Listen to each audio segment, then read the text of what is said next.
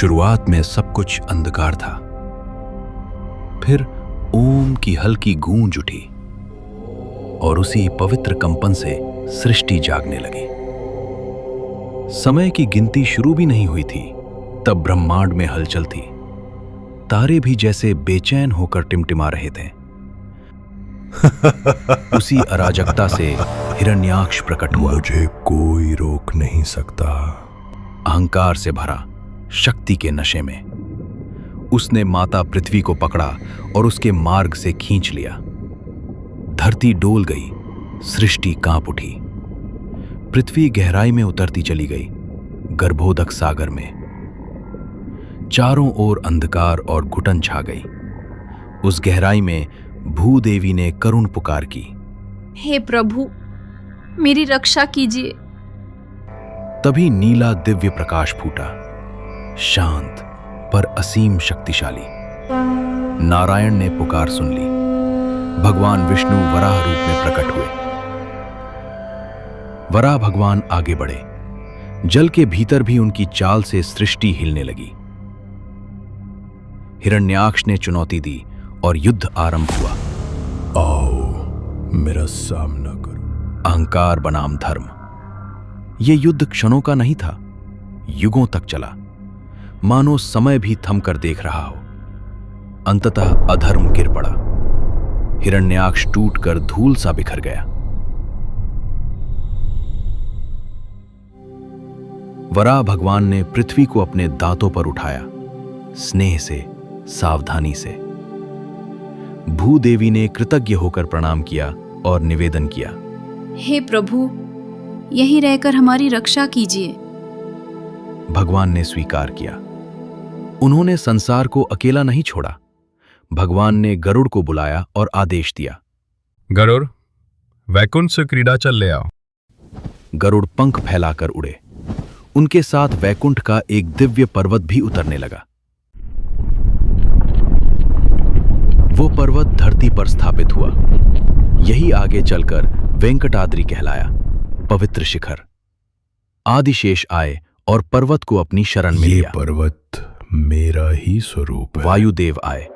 उन्होंने चुनौती दी, हे शेष, हटो, मुझे मार दो। तूफान और स्थिर पर्वत में टकराव हुआ। पेड़ झुके, आकाश गरजा, पर पर्वत अडिग रहा। तभी भगवान विष्णु बीच में प्रकट हुए और सब रोक दिया। बस। आदिशेष ने विनम्र होकर सिर झुका दिया। शक्ति सेवा बन गई। आदिशेष के 7 फन 7 पर्वत शिखर बने। यही 7 पवित्र पहाड़ सप्तगिरी बने। युग बदलते गए, सूरज चांद आते जाते रहे, पर पहाड़ों की पवित्रता बनी रही।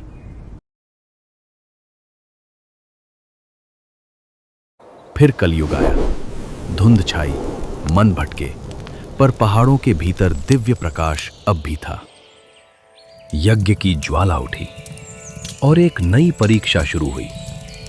नैमिषारण्य में ऋषि यज्ञ कर रहे थे, पर उनके मन में एक बड़ा प्रश्न था। वे पूछ रहे थे, सर्वोच्च कौन? किसे परम आहुति दी जाए? ब्रह्मा, शिव और विष्णु तीनों महान, पर कौन शुद्ध सात्विक है? यही बहस थी।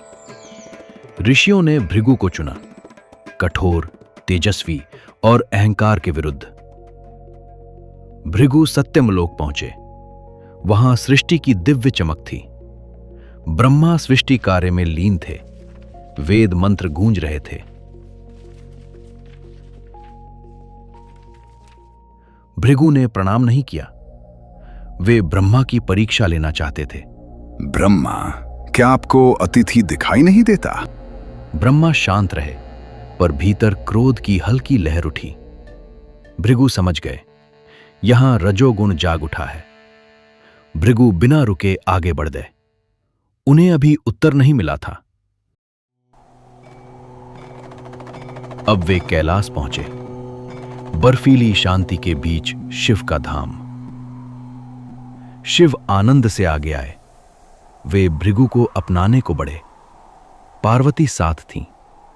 भृगु ने अपमान कर दिया। मुझे मत छुओ, तुम अशुद्ध हो। पवित्रता को अपवित्र समझ बैठे। शिव के भीतर रौद्र जगा, त्रिशूल प्रकट हुआ, वातावरण भारी हो गया। पार्वती ने शिव का हाथ थाम लिया, करुणा ने विनाश रोक दिया। भृगु समझ गए यहां तमोगुण की झलक है। वे आगे चले। अब वे वैकुंठ पहुंचे। वहां शांति, प्रकाश और दिव्यता का साम्राज्य था। विष्णु आदिशेष पर विश्राम कर रहे थे। लक्ष्मी उनके चरणों में थीं। सब कुछ शांत था। पर भृगु का अहंकार बढ़ गया। उनकी बुद्धि पर क्रोध छा गया। उन्होंने भगवान के वक्षस्थल पर पैर रख दिया। जैसे पूरा ब्रह्मांड थम गया। देवता, हवा, प्रकाश सब स्थिर। वैकुंठ में सांस भी धीमी हो गई। भगवान ने आंखें खोली। न क्रोध न दंड, केवल शांत करुणा। विष्णु ने भृगु का पैर स्नेह से पकड़ा और विनम्र होकर बोले, क्षमा कीजिए ऋषिवर, मेरा वक्ष कठोर है, आपका चरण कोमल। भगवान ने भृगु के तलवे का अतिरिक्त नेत्र दबाया। लाल तेज बुझ गया। अहंकार टूट गया। भृगु घुटनों पर गिर पड़े। आंसू बहने लगे। क्रोध पिघलकर पश्चाताप बन गया। उन्होंने सिर झुकाया और सत्य स्वीकार किया। आप ही सर्वोच्च हैं। लक्ष्मी का मन आहत हुआ। दया तो महान थी, पर अपमान का दर्द भी सत्य था। लक्ष्मी बिना कुछ कहे मुड़ गईं। यह क्रोध नहीं था, यह गरिमा थी। वैकुंठ की चमक फीकी पड़ने लगी। विष्णु अकेले रह गए, जैसे स्वर्ग भी सूना हो गया। वैकुंठ के कमल पत्ते नीचे गिरे। वे बारिश बने और बारिश धरती की धुंध बन गई। लक्ष्मी वैकुंठ के किनारे खड़ी थीं। उनका तेज मंद था, पर उनका मन स्थिर था। वे बादलों के रास्ते आगे बढ़ीं। पीछे वैकुंठ का प्रकाश धीरे धीरे कम होता गया।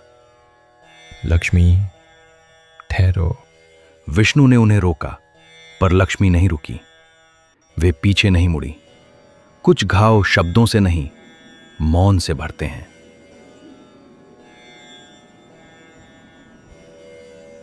वैकुंठ का स्वर्ण प्रकाश घटने लगा। कमल बंद होने लगे। समृद्धि जैसे भीतर चली गई। विष्णु शांत बैठे रहे। उनके भीतर करुणा थी, पर विरह का भार भी था। धर्म निभाया गया था, पर संतुलन टूट गया था। भगवान विचार में डूब गए। लक्ष्मी धरती की ओर उतरी। उनका उद्देश्य भागना नहीं, संतुलन बनाना था। उन्होंने करवीरपुर, आज का कोल्हापुर को तप का स्थान चुना।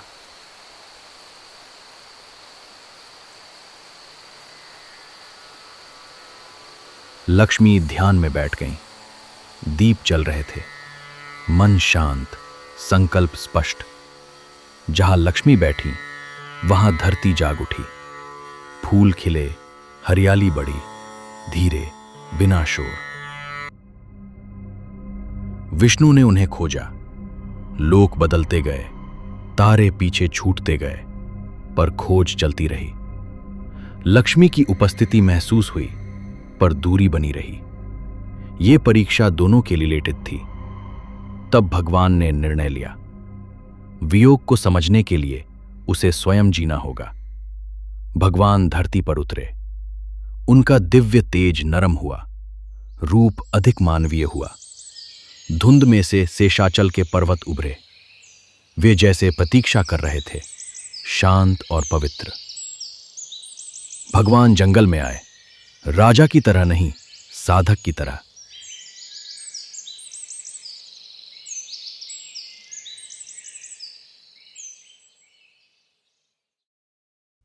धुंध गहरी हुई, मिट्टी काली हुई और धरती धीरे धीरे उठकर एक बांबी बन गई। नंगे पांव, सरल वस्त्र, शांत चेहरा। उन्होंने मौन चुना। पुष्करणी के पास एक पुराने वृक्ष तले ध्यान में बैठ गए। ऋतुएं बदलती रहीं, बारिश, धूप, चांद, तारे। सदियां बीत गईं, पर वे वहीं रहे। धरती ने उन्हें ढक लिया। मिट्टी और जड़ों ने धीरे धीरे एक बांबी का रूप ले लिया। अब भगवान दिखाई नहीं देते थे, पर बांबी की दरारों से एक हल्का दिव्य प्रकाश झलकता था। दूर से ब्रह्मा और शिव देख रहे थे। सब जान रहे थे, ये लीला नहीं, एक गहरा संदेश है। भगवान की सेवा के लिए एक गाय और बछड़ा प्रकट हुए, पहले दिव्य प्रकाश में, फिर साधारण रूप में। समय ने उन्हें एक राजमहल तक पहुंचा दिया, चोल राजा के नगर में। हर सुबह गाय अकेली पहाड़ों की ओर चल पड़ती, मानो किसी ने रास्ता दिखा रखा हो। गाय बाबी के ऊपर खड़ी होकर दूध धरती में बहा देती। भीतर का प्रकाश जैसे उत्तर देता। गाय का दूध कहाँ जाता है? रानी ने देखा, गाय रोज खाली लौटती है। उन्हें शक हुआ।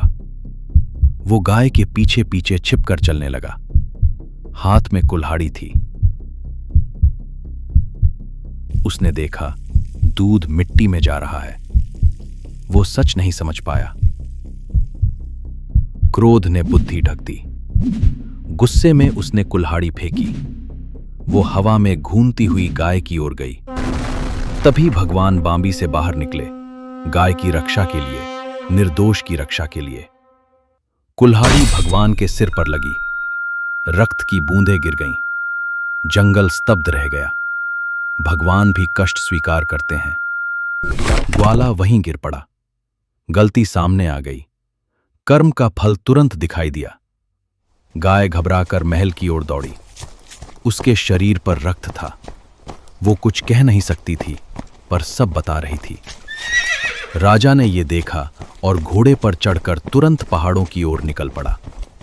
राजा ने देखा, भगवान रक्त रंजित हैं, ग्वाला मृत है। राजा का हृदय कांप उठा।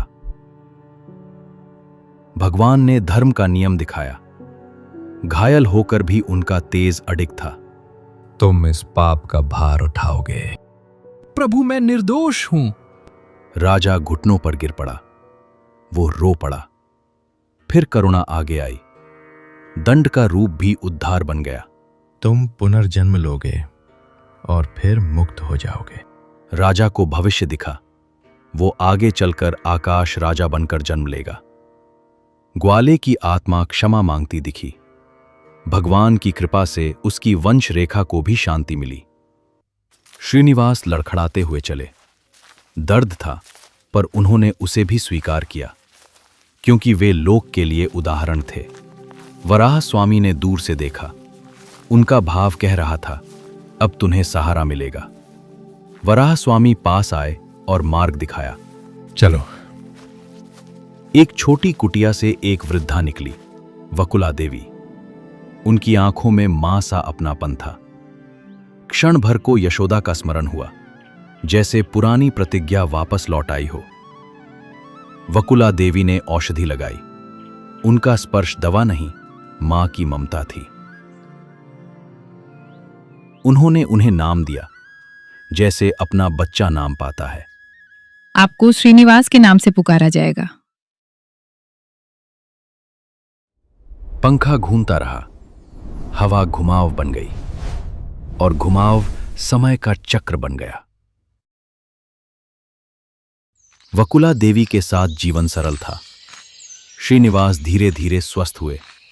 कुटिया में शांति थी। वकुला देवी उन्हें देखती और मुस्कुरा देती। वो पूछती नहीं थी, क्योंकि मां पहचान लेती है। श्रीनिवास लकड़ी काटते, पानी लाते, साधारण जीवन जीते। भीतर दिव्यता थी, पर बाहर सादगी। स्मृति में कृष्ण यशोदा का एक क्षण चमका, जैसे वचन आज के दिन के लिए था। यशोदा पुनर्जन्म लेकर वकुला देवी बनी। वे श्रीनिवास, जो आगे चलकर भगवान वेंकटेश्वर कहलाए, की पालन पोषण करने वाली माता बनी। इस जन्म में उनका उद्देश्य अपनी पुरानी इच्छा पूरी करना था। भगवान के दिव्य विवाह का साक्षी बनना। उधर राजा का पुनर्जन्म हुआ। वो अब आकाश राजा थे, वैभव में, पर संतान विहीन। आकाश राजा यज्ञ में बैठे और प्रार्थना की, हे देवों, मेरे वंश को संतान दीजिए। उन्होंने पवित्र हल चलाया। मिट्टी के नीचे भाग्य छिपा था। धरती से स्वर्ण कमल निकला। यह साधारण नहीं था, यह संकेत था। कमल में एक कन्या थी, पद्मावती। सबने अनुभव किया, ये देवी अंश है। राजा ने बच्ची को गोद में उठाया। उनकी आंखें नम थीं। ये उपहार था, उत्तर था। एक पुरानी कथा याद आई, वेदवती का त्याग, उनकी पवित्रता और अधूरी प्रतिज्ञा। वेदवती महर्षि कुशध्वज की समर्पित पुत्री थी। बचपन से ही उन्होंने मन में यह प्रण लिया था कि उनके स्वामी केवल नारायण होंगे। इसी प्रण को निभाने के लिए उन्होंने जंगल में कठोर तप किया, शांत मन और अडिग भक्ति के साथ।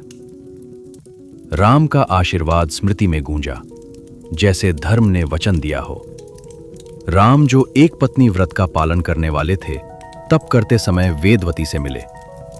वे उनकी इच्छा इस जन्म में स्वीकार नहीं कर सके, पर उनके संकल्प को आशीर्वाद दिया और भरोसा दिलाया कि आने वाले किसी युग में स्वयं नारायण उनके प्रण को स्वीकार करेंगे। पद्मावती बड़ी होने लगी। बगीचे में खेलती, हिरण पास आते। सब कुछ सहज, पवित्र, उजला। उसी चंद्रमा को श्रीनिवास भी देखते, पद्मावती भी। दोनों अलग, पर भाग्य एक। चांदनी धूल बनी, जंगल दौड़ने लगा और हाथी की पुकार ने नियति का रास्ता खोल दिया। श्रीनिवास शिकार पर निकले। घोड़ा दौड़ रहा था, जंगल में धुंध थी और किस्मत साथ चल रही थी। एक विशाल हाथी सामने आया। वह डराने नहीं, ले जाने आया था। उसकी आंखों में संकेत था। श्रीनिवास उसके पीछे दौड़े। पेड़ धुंधले हुए, जैसे जंगल भी रास्ता बना रहा हो। घोड़ा अचानक रुका। जंगल खत्म हुआ और राज उद्यान शुरू। यह रुकना भी भाग्य का था। सामने पद्मावती थीं। प्रकाश उनके चारों ओर था। श्रीनिवास की सांस जैसे थम गई। दोनों की आंखें मिली। आसपास की दुनिया पीछे हो गई। बस एक मौन सा मिलन बचा। हाथी ने झुककर मानो प्रणाम किया और फिर अदृश्य हो गया। उसका काम पूरा हो गया था। ये कौन है? दासियों ने एक अजनबी देखा। वे घबरा गईं और राजकुमारी को ढक लिया। श्रीनिवास लौट गए। बारिश शुरू हुई। उनका मन घायल था, शरीर नहीं। पद्मावती उन्हें जाते देखती रही। उन्हें समझ नहीं आया, पर दिल ने कुछ पहचान लिया। श्रीनिवास वकुला देवी के सामने बैठे। उन्होंने सच कहा, माँ, उसके बिना मैं नहीं रह सकता। वकुला देवी ने धीरे से सिर हिलाया। मां को नियति समझ आती है। महल में पद्मावती बेचैन थी। बुखार सा था, पर रोग शरीर का नहीं, हृदय का था। श्रीनिवास ने विनम्रता का मार्ग चुना। वे वेश बदलकर येरुकला सानी बने, सत्य को नरमी से कहने के लिए। मैं हथेली भी पढ़ता हूं और भाग्य भी। वे महल में ज्योतिषी बनकर गए। सब सावधान थे, पर वे शांत थे। उन्होंने पद्मावती की हथेली देखी। शब्द धीरे आए, पर सच साफ था। इसका मन पर्वतों के प्रभु का है। रानी के चेहरे पर आशा लौटी। उन्हें लगा अब इलाज मिल गया। वकुला देवी राजा के दरबार में पहुंची। उन्होंने विनम्रता से विवाह का संदेश रखा। गुरु बृहस्पति ने सत्य बताया ताकि कोई संशय न रहे। ये स्वयं नारायण हैं। श्रीनिवास ने अपनी सादगी दिखाई। उन्होंने कहा, विवाह धर्म से होगा, पर साधन चाहिए। तब भगवान ने कुबेर का स्मरण किया। यह चमत्कार नहीं, दायित्व की राह थी। कुबेर आए, स्वर्ण मुद्राएं और लेख लेकर। दिव्यता ने भी ऋण स्वीकार किया ताकि लोग समझे धर्म में जिम्मेदारी होती है। नारायण वनम सज उठा, ध्वज, फूल, दीप सब तैयार, जैसे स्वर्ग धरती पर उतर रहा हो। दूल्हे के रूप में श्रीनिवास आए, ऊपर गरुड़, चारों ओर मंगल ध्वनि, सब साक्षी बने। पद्मावती धीरे धीरे मंडप की ओर बढ़ी, कदम दृढ़ थे। अग्नि साक्षी बनी, मंगलसूत्र बंधा। ये केवल विवाह नहीं, धर्म का मिलन था। आकाश राजा का पुराना कर्म बंध खुला। उन्होंने राहत के साथ श्रीनिवास का अभिषेक सा किया। देवों ने पुष्प वर्षा की, आनंद फैल गया तीनों लोकों में। पत्थर का स्पर्श गहरा हुआ और पत्थर के भीतर जीवन की धड़कन स्थिर होने लगी। विवाह के बाद कुछ समय शांति रही। श्रीनिवास और पद्मावती पहाड़ियों पर साथ चलते, साथ रहने की सरल खुशी। उधर कोल्हापुर में लक्ष्मी का तप जारी था। दीप जलते, मन स्थिर, दृष्टि जागृत। नारद आए। उनके चेहरे पर गंभीरता थी, क्योंकि अब सच बताना था। देवी, प्रभु ने दूसरी पत्नी स्वीकार की है।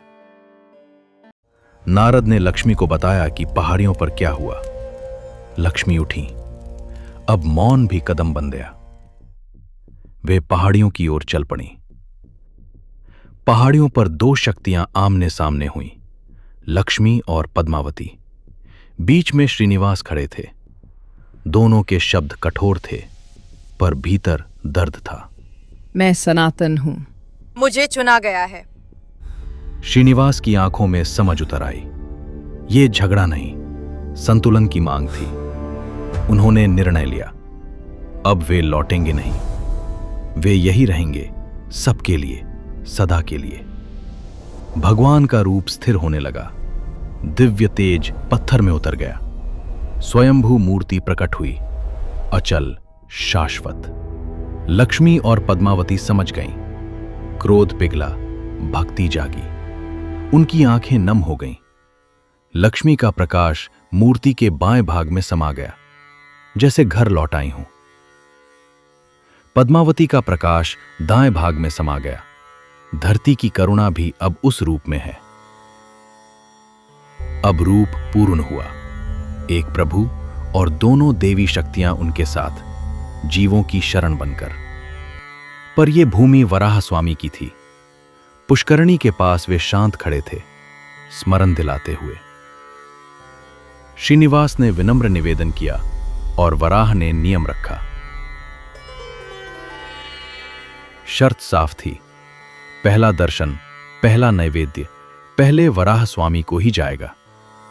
वराह स्वामी ने आशीर्वाद दिया। पहाड़ियों पर प्रकाश फैल गया। भूमि दान हुई। समय बीता। वन ने मंदिर को ढक लिया। लताएं बनी, पर भगवान वही रहे। फिर तोंडमान चक्रवर्ती आए। एक तोता उन्हें मार्ग दिखाता गया, मानो प्रभु बुला रहे हों। तोंडमान ने मूर्ति देखी और वहीं घुटनों पर बैठ गए। प्रभु फिर से दिख गए, पर वे कभी गए ही नहीं थे। पत्थर पर पत्थर रखा गया। पहला मंदिर बना। भक्ति ने आकार लिया। कलयुग में प्रभु ने यही रहने का वचन निभाया। तिरुमला धरती का वैकुंठ बन गया। दर्शन की पंक्ति चलती रहती है, धीरे, निरंतर। लोग रोते हैं, मुस्कुराते हैं और मन हल्का होता है। हुंडी में दान गिरता है। ये केवल धन नहीं, ये प्रेम और कर्तव्य का स्मरण है। प्रभु की एक झलक भी बहुत है। मन शांत होता है, जीवन दिशा पाता है। सूरज उगता है, कथा समाप्त होती है, पर भक्ति नहीं।